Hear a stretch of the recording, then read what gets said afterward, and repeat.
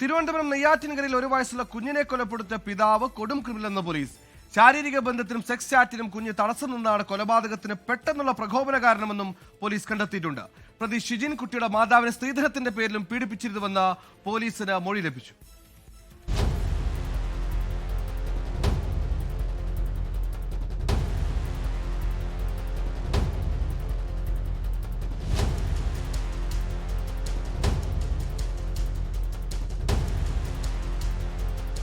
ഒരു വയസ്സുള്ള കുഞ്ഞിനോട് കാട്ടിയ കൊടും ക്രൂരതയുടെ വിവരമാണ് പുറത്തുവന്നത്.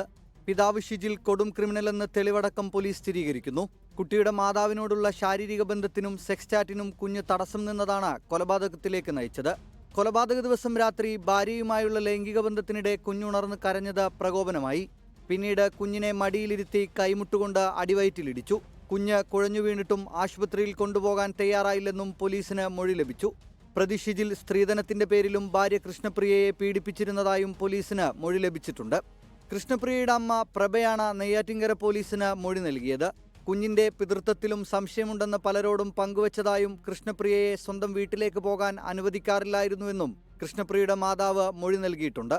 24 തിരുവനന്തപുരം. ലോകത്തെവിടെയായാലും ഏത് സമയത്തും 24 വാർത്തകളും ഓഗ്മെന്റഡ് റിയാലിറ്റി പാക്കേജുകളും എക്സ്പ്ലെയിനറുകളും വിശദമായി കാണാൻ ഞങ്ങളുടെ യൂട്യൂബ് ചാനൽ നിങ്ങൾക്ക് സബ്സ്ക്രൈബ് ചെയ്യാം.